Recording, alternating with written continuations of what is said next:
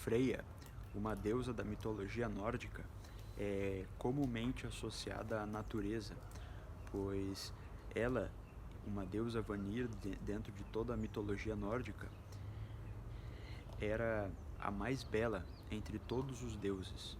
E Freya tinha uma habilidade intrínseca dela como uma deusa que fazia com que fosse associada à natureza.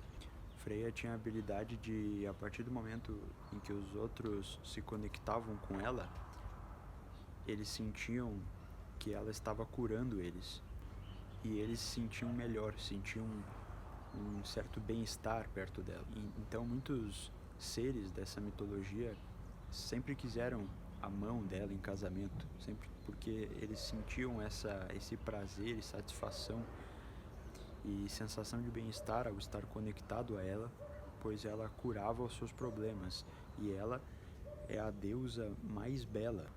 Uma curiosidade de Freya também está entre um dos contos mais conhecidos da mitologia nórdica, que seria o casamento dela, um falso casamento, pois ela rejeitou o pedido de casamento do líder dos ogros, porque achava ele asqueroso. Afinal de contas, ele era um ogro e a maneira, o tratamento dele para com os demais, os outros seres da mitologia, era muito grosseiro e ele destruía tudo que estava à sua frente. O líder dos ogros, Thrym. E Thrym, obviamente, ficou chateado, mas isso não entra em questão. É apenas uma curiosidade, pois a gente pode associar isso, a relação desses dois, com a natureza também, quando o homem chega e destrói a natureza. Então, Thrym, o líder dos ogros, representa o ser humano, o Homo sapiens, o homem, achando que é melhor e superior aos outros, ao seu redor, e acaba destruindo tudo que está à sua frente. Bom, temos outros exemplos. Outro muito conhecido é de outra deusa, a deusa vinda agora da Grécia, chamada Gaia, que foi um dos deuses primordiais, filha do deus Caos, o deus da confusão, da promiscuidade. Então Gaia seria a mãe terra, que também associa-se à natureza. Mas o importante de tudo isso não é tu entrar a fundo em histórias sobre deuses e são associados à natureza, mas sim a natureza em si. Para que tu vá entrando já no início desse vídeo no conteúdo principal, central aqui desse vídeo, que alimenta esse conteúdo, que é a natureza, ou também chamada de mundo natural, mundo físico, ou também de mundo material. Bom, a natureza então ela mantém um balanço perfeito, um equilíbrio entre todos os elementos, todas as coisas, energia dos universos. Bom, podemos pegar o exemplo do beija-flor, em que ele necessita do néctar das flores por conta de que seu corpo requer uma grande necessidade de energia que só advém desse néctar extraído dessas certas flores. E por conta de uma questão da natureza estar em constante movimento e manter esse balanço perfeito entre as coisas, ele acaba contribuindo para o processo de polinização e fecundação dessas flores. Então ocorre um processo de equilíbrio, como eu falei, da natureza agindo sobre esse processo em que o beija-flor depende da flor e a flor depende do beija-flor. As florestas boreal da região lá da Rússia, em que a ambientação, a vegetação ali das florestas dependem do Oceano Pacífico. Como assim? Bom, os ventos trazem o ar quente e úmido do Oceano Pacífico, permitindo que as árvores dessa tal floresta cresçam durante o ano todo. Então é tudo uma questão de equilíbrio. A natureza age sobre essas coisas. Bom, mas como tudo isso acontece, como a natureza mantém esse balanço perfeito entre as coisas, esse certo equilíbrio? Bom, existe um livro de Napoleon Hill em que ele cita que a natureza está sempre em movimento. A única coisa constante, permanente nela é o movimento. Então, é como as nossas transições do estágio em que estamos na nossa vida para o próximo estágio. As coisas têm que se mover, têm que chegar a algum lugar, elas têm que estar em movimento. Elas não ficam paradas. Quando estão paradas, estão mortas. Então ela tem que estar ou em movimento, ou ela está morta, ou ela está procrastinando. Bom, e essa energia universal que a natureza utiliza dela para manter esse equilíbrio sobre as coisas, Newton, por exemplo, descobriu uma fração dessa tal energia, dessa lei universal que nos foi mostrada por ele, a lei da gravidade. Mas ele não foi muito além disso. E a questão aqui abordada nesse livro é que a maneira que a natureza usa essa energia universal seria na quebra dessa energia em comprimentos de onda diferente. E todo esse processo de quebra dessa energia universal é feito através do princípio do hábito. Então, para explicar um pouco a questão do hábito, que é muito essencial, muito relevante tu saber sobre esse assunto, porque quase tudo na vida vai depender de hábitos. Os próprios estágios mesmo da nossa vida, em que a gente está praticando algo, através que a gente está praticando algo, está gostando de algo, depois a gente muda o estágio da vida, a gente fica mais velho, amadurece e começa a gostar de outra coisa, de praticar outra coisa. Tudo isso é feito através do processo de hábito. E a questão aqui é que um hábito para ser adquirido só é possível através de tu incessantemente estar em cima, repetindo essa coisa com a qual tu quer criar um hábito. Mas quando tu repete muitas, milhares de vezes, também isso tá ligado à tua intenção de conseguir as coisas, que também está um pouco ligado ao teu espírito cruel, qual eu abordei nos vídeos passados. Então é muito importante que tu siga essa ordem cronológica da série. Todo esse processo do hábito é feito através de uma repetição. E quando tu atinge o hábito, tu alcança o último estado do hábito, o último estágio dele, que seria um ritmo. Se cria um ritmo, é quando tu chega no ponto de fazer a coisa no automático já. Qualquer impulso de pensamento que a mente repita mais de uma vez por meio do hábito, acaba formando o ritmo. E aqui entra a questão, aquela de que a natureza utiliza-se dessa energia universal para deixar tudo em movimento também, não apenas em um perfeito equilíbrio. Da mesma maneira que uma lagarta vive por um determinado período de tempo e muda de estágio em que cria-se um casulo em volta ao redor dela e depois de novo para outro estágio ela acaba se tornando uma borboleta e vive por um dia. Ou seja, ela respeita o seu lugar, tempo e o seu espaço. Ela segue um fluxo natural.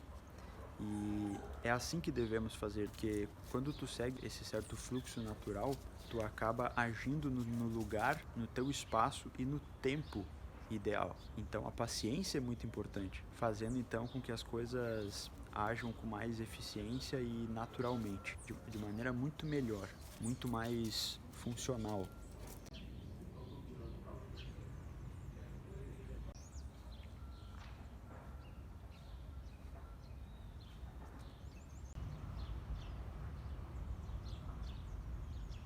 A natureza então ela é decidida, ela não gosta do indeciso, do em cima do muro. Ela quer que aquilo seja daquela maneira para que ela mantenha aquilo em movimento, e se não for daquela maneira, ela vai fazer de tudo o mais rápido possível para manter aquilo da maneira oposta, mas em movimento. E é importante para ela que tudo esteja em movimento.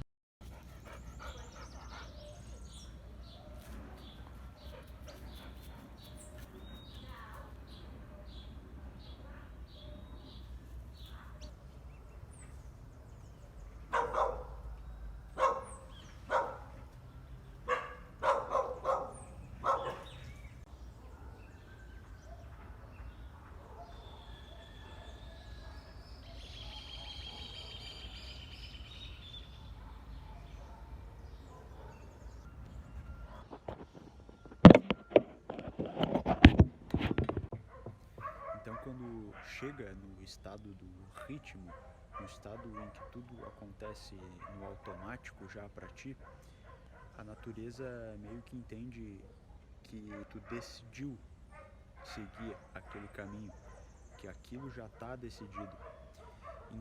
Então aquilo meio que se torna praticamente inquebrável.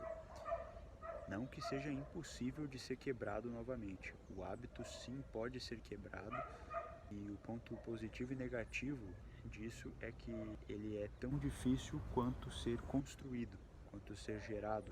Afinal de contas, tu tem que passar pelo mesmo processo da repetição.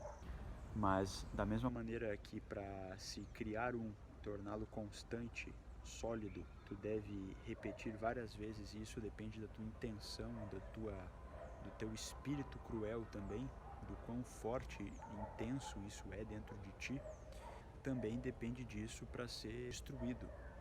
Então é ruim para hábitos negativos, por exemplo. Mas então a natureza entende que quando é se criado e atingido o ritmo, a natureza entende que aquilo está decidido.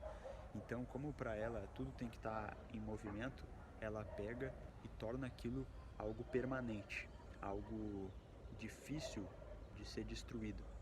Mas agora, mudando um pouco de foco, o fato de que vivemos essa sociedade atual da informação e comunicação, da internet, do imediatismo, faz com que as pessoas se acostumem com o rápido e fácil, e elas meio que se tornam dependentes disso. E alguns sintomas que essa era forja em cima da gente são sintomas, por exemplo, de estresse e ansiedade.